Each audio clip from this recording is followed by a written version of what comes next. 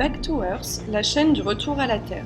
Aujourd'hui, en podcast, Simon Bestel de Fermes en Vie sur l'installation des fermes agroécologiques.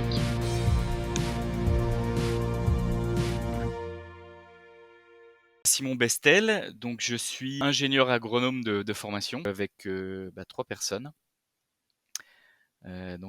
Astrid Tarteret, Vincent Cros et Marc Batty. On a pas mal discuté, phosphoré sur ce qu'on pouvait faire vraiment pour l'agriculture et nous est venue l'idée de Fermes en Vie qu'on a donc créé. On a commencé à en discuter il y a à peu près 3 ans et on a créé l'entreprise il y a 2 ans. On voulait vraiment euh, accélérer la transition agroécologique. Ça, c'était, on va dire, notre point de départ. On voulait savoir comment on pouvait intervenir dans l'agriculture pour accélérer cette transition. Et donc, c'est en analysant un peu la façon dont fonctionnait l'agriculture, en France en tout cas, qu'on s'est dit que le meilleur moment pour intervenir, qui est un moment critique, c'est l'installation. Pourquoi? Parce que l'installation, c'est un moment très périlleux. Enfin, voilà, on le sait, ça demande beaucoup de financement. Et c'est le moment où on a le plus, à notre avis, de levier pour modifier les pratiques. Quand un agriculteur est installé depuis 5, 10 ans, qu'il a beaucoup investi dans un système très, on va dire, conventionnel, qu'il a des remboursements, c'est quand même très compliqué de changer radicalement de système. Et ça, il faut le comprendre aussi, hein. On va pas demander à un gars qui vient d'investir dans un élevage de 2000 porcs en bâtiment, d'un coup faire du port de plein air, enfin c'est juste pas réaliste. Et du coup on s'est dit que voilà, le meilleur moment c'était l'installation quand on avait des capacités d'investissement et la volonté de faire différemment. Voilà, et du coup est née l'idée de Ferme en Vie qui est donc d'acheter des fermes pour permettre l'installation d'agriculteurs, jeunes ou moins jeunes, avec des pratiques agroécologiques. Fermes en Vie, donc alors déjà on est une société de l'économie sociale et solidaire et une entreprise à mission. Ça c'était assez fondamental pour nous. On voulait vraiment que l'entreprise ait vraiment un rôle à jouer dans l'agricole et que ce rôle soit statutaire, que ce soit pas juste au bon vouloir des créateurs de l'entreprise, mais que ça perdure, quelle que soit l'évolution de FEV par la suite. Donc entreprise à mission, et la mission est d'accélérer la transition agroécologique en permettant l'installation d'agriculteurs. Donc on a, on va dire, trois grands volants d'activité. Un qui est effectivement de l'accompagnement de porteurs de projets. Donc ça va de l'identification des porteurs de projets, les accompagner sur la maturation de leurs projets, parce que c'est souvent quand même assez complexe de partir d'une idée pour arriver à un vrai projet d'installation sur une ferme. Jusqu'à l'acquisition d'une ferme par notre intermédiaire et l'installation et post-installation. Donc on a tout cet accompagnement-là et on fait pas tout dans cet accompagnement, mais on s'entoure évidemment des acteurs de l'écosystème, en particulier local. Donc notre volonté de travailler avec les chambres, les ADR, enfin tous les acteurs qui participent aujourd'hui à ce qu'une installation se passe dans les meilleures conditions. Donc ça c'est le premier aspect. Le deuxième aspect est lié au foncier.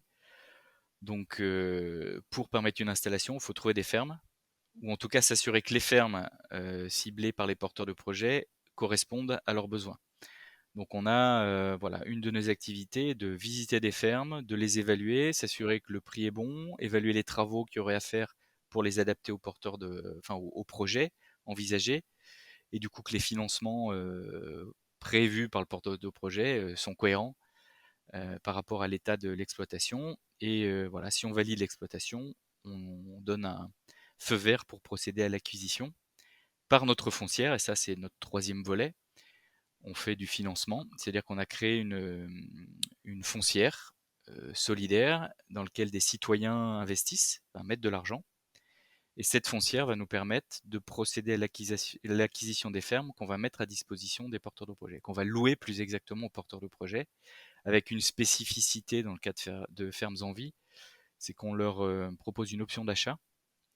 C'est-à-dire qu'au bout de 7 ans d'installation sur la ferme, ils ont la possibilité, et c'est une possibilité, pas une obligation, ils ont la possibilité de racheter l'ensemble de la ferme s'ils le souhaitent, pour devenir pleinement propriétaires de l'ensemble de l'exploitation. Sachant que nous, on investit uniquement dans les terres et les bâtiments, et pas dans le matériel ou le cheptel, enfin pas dans l'actif de l'exploitation. Voilà un peu nos 3 grandes activités. Et à côté de ça, évidemment, on fait d'autres choses qui sont liées à la communication, parce qu'il faut évidemment qu'on se fasse connaître auprès des financeurs, donc des particuliers, mais aussi des porteurs de projets, et toute une partie digitale, parce qu'on croit beaucoup à l'apport du digital dans l'agricole, et en particulier dans l'accompagnement à l'installation. Donc on développe toute une série d'outils sur une plateforme qui s'appelle Lagrange, pour faciliter à la fois la maturation du projet, donc très amont, mais aussi toute la phase d'installation et voire post-installation pour apporter des services en lien avec l'agroécologie évidemment. Si on parle de gestion de ferme, d'outils de pilotage par exemple d'une exploitation, on va plutôt travailler avec des partenaires. C'est-à-dire que nous, on proposera des partenaires qui nous semblent cohérents pour tel ou tel type d'exploitation, mais nous, notre volonté n'est pas de développer nous-mêmes ce type d'outil-là. C'est vraiment une affaire de spécialistes.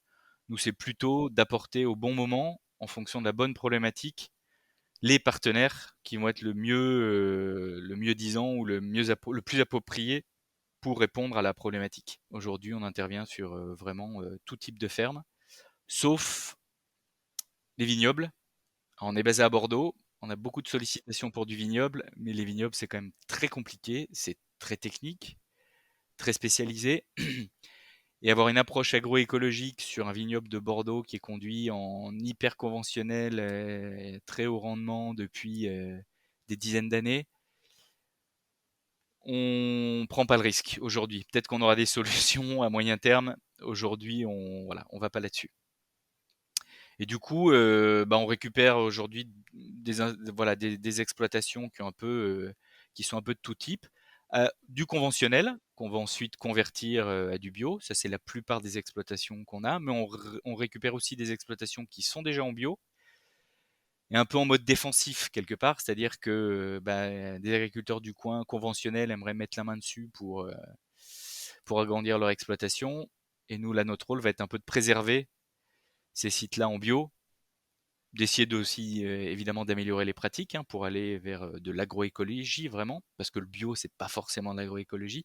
En tout cas voilà, on récupère ces terres-là, on les préserve, on les maintient en bio et on va sur des pratiques encore plus vertueuses. Comme beaucoup de PAI, on a aujourd'hui une majorité de personnes non issues du milieu agricole et une majorité, voire une très grande majorité. Euh, alors, non issus du milieu agricole ne veut pas dire zéro expérience en agricole. Il y en a une bonne partie qui sont dans des métiers périphériques, dans des coopératives, dans des chambres d'agriculture, enfin en tout cas des métiers au contact de l'agriculture, mais sans être fils ou fille d'agriculteur. Et ça, c'est vraiment une grande majorité. Alors surtout pour une entreprise comme FEV, comme nous, on aide à l'installation, évidemment, on ne voit pas ceux qui ont déjà une exploitation qui vont pouvoir reprendre. Donc évidemment, c'est un biais fort chez nous, même si on en a quelques-uns parce que quand il y a des frères et sœurs, il y a quand même des problématiques de financement de l'outil. Donc grande majorité de non issus du milieu agricole, avec des âges qui vont de 20, voire moins de 20 ans à 45, 50, 55 ans. Et on a même une bonne partie de nos porteurs de projets qui ont plus de 40 ans, donc qui ne sont plus éligibles à la DJA, la dotation jeune agriculteur, mais qui ont eu en général une première vie, ou voire deux, trois premières vies, première carrière, donc ils sont très expérimentés, pas forcément en agricole, mais très expérimentés. Ils ont souvent de l'apport, ils ont souvent des projets assez costauds, bien réfléchis, et ils souhaitent arrêter ce qu'ils faisaient dans des grandes entreprises ou en milieu urbain, vraiment s'installer à la campagne et vivre une nouvelle vie. Et on en a pas mal des comme ça qui sont vraiment intéressants parce qu'ils apportent un vrai renouveau à l'agriculture, parce qu'ils ont vu d'autres choses. Ils ont donc des approches assez originales, assez innovantes, souvent orientées transformation, circuit court, vente directe, avec développement d'activités annexes sur l'exploitation, d'accueil, de séminaires ou autres. Donc ça fait assez plaisir et ça redynamise vraiment pour moi l'agricole. Au départ, l'ambition de FEV était d'installer en majorité des collectifs. On s'est très vite rendu compte que adresser l'installation d'abord par le collectif était sans doute une erreur. Parce qu'on a accompagné quelques collectifs au démarrage et on a vite vu que si le collectif était quand même pas déjà bien soudé, bien opérationnel dès le départ, en général, il explosait en vol avant, avant même l'installation. Donc c'est compliqué. On pense qu'il vaut mieux un collectif qui se construise au fur et à mesure du temps, ou alors un collectif très réduit au départ, qui va ensuite agréger d'autres personnes, mais sur lequel on peut bien travailler les problématiques de gouvernance en particulier, pour être sûr qu'on a un noyau robuste, et ensuite, voilà, on progresse vers quelque chose d'un peu plus large en termes de nombre de personnes dans le collectif, avec potentiellement aussi des statuts différenciés, hein, avoir des gens qui sont à 100%, d'autres à 50%. Mais il faut quand même un noyau très dur qui soit vraiment dans l'agricole, parce que sinon, s'il y a trop de déséquilibre au départ, l'attelage tient pas la route très longtemps. Donc aujourd'hui, on le fait quand même, on suit quelques collectifs, mais on va dire que c'est pas la majorité, loin de là, des installations. Et on pense qu'on sera beaucoup plus dans un mode collaboratif que collectif. Parce qu'on pense aussi que, et c'est souvent une demande, hein, les gens ils veulent quand même avoir une certaine autonomie, ils veulent pas vivre les uns sur les autres, ils veulent avoir leur maison, avoir des activités annexes où ils sont autonomes, voire même être autonomes sur leur atelier, et être juste en mode collaboratif sur les échanges de matière, l'assolement. Et ça, on y croit beaucoup par contre. Être même sur une même ferme et partager l'assolement, partager le matériel, pourquoi pas partager les circuits commerciaux, là il y a énormément de potentiel. Mais on insiste plutôt du coup sur les aspects collaboratifs que vraiment collectifs où on met tout en commun, quoi. Dans notre approche agroécologique, il y a aussi une notion d'autonomie, de circularité, d'autonomie sur l'exploitation. Et au-dessous de 30 hectares, ça devient quand même assez compliqué d'avoir une exploitation rentable, enfin qui puisse nourrir une personne. Et on a du mal à faire des assolements qui permettent de vraies rotations et une autonomie aussi en termes d'intrants sur la ferme. Donc on vise au minimum 30 hectares et on est plutôt sur des exploitations de 60, 80, 100 hectares, voire plus dans certains cas, qui laissent quand même beaucoup plus de latitude en termes d'assolement et de nombre d'ateliers aussi qu'on peut avoir sur une ferme. C'est ce qui est intéressant sur des grandes fermes, on peut avoir plusieurs ateliers en association, de l'élevage, de la grande culture, du maraîchage et autres. On a écrit une charte, Fermes en Vie, qu'on demande à chaque porteur de projet de signer lorsqu'il s'engage pour une installation avec nous, et dont pas mal de critères sont repris dans le bail rural qu'on signe avec eux à l'installation. C'est un bail à clause environnementale, donc on reprend un certain nombre des éléments de la charte. Alors la charte est construite autour de trois aspects, des aspects agronomiques, évidemment. Donc après, on peut mettre tout et n'importe quoi hein, dans l'agroécologie, mais nous on a gardé, on va dire, les piliers les plus emblématiques et les plus significatifs derrière l'agroécologie, c'est-à-dire la diversité des assolements, la conservation des sols, le maintien et le développement des infrastructures agroécologiques telles que les haies, l'agroforesterie au sens large, les rives de ripisylves, enfin voilà, toutes les infrastructures qui contribuent de près ou de loin à la biodiversité sur l'exploitation. Et également, nous on n'est pas du tout contre l'élevage, au contraire, donc un complément élevage-culture nous semble aussi très intéressant, bien sûr dans le cadre de l'agroforesterie, mais même dans le cadre des grandes cultures, pour gérer de manière plus efficace les assolements et la fertilisation sur les exploitations. Voilà, pour nous, l'élevage d'herbivores fait tout son sens sur des exploitations d'une certaine taille. Donc voilà, il y a pas mal d'aspects agronomiques et voilà, un dernier aspect que j'oublie mais qui est quand même fondamental, c'est le bio. Alors même si on n'est pas des ayatollahs du bio, le bio est quand même important et quand même vertueux parce que bah, c'est du zéro intrant et ça oblige quand même à repenser son modèle agronomique. Mais c'est aussi un des seuls labels qui soit reconnu par les citoyens lambda et en particulier nos investisseurs. Et vous posiez la question de l'agroécologie. C'est bien une des problématiques. Quand on parle d'agroécologie, on peut mettre tout et n'importe quoi derrière. Alors que le bio, il y a quand même un cahier des charges reconnu, assez connu par le consommateur, et donc sur lequel bah, il est prêt à investir, ou en tout cas dans lequel il a une certaine confiance. Donc voilà, le bio aujourd'hui fait partie de la base de notre cahier des charges. Et puis, au-delà de ces aspects purement agronomiques, on a aussi des aspects sociaux et sociétaux, où on demande par exemple une rémunération minimale, On demande à ce que les bâtiments soient rénovés avec des méthodes, avec des matériaux durables.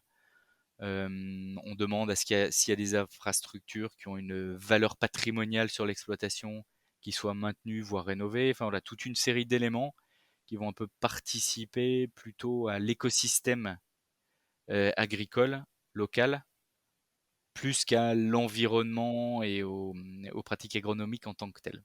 On a une charte, donc à minima, il faut qu'on garantisse que cette charte est respectée. Donc, on va mettre en place nos premiers contrôles. Notre première ferme est installée depuis 1 an, donc c'est vraiment la bonne période pour faire ces premiers contrôles. Et on va se diriger au moins dans un premier temps sur des contrôles un peu type RSE, puisqu'on a un cahier des charges qui ne couvre pas que l'agronomie, donc vraiment une notation, donc responsabilité sociale et environnementale. Donc il va couvrir un ensemble de paramètres. L'exploitation aura une note.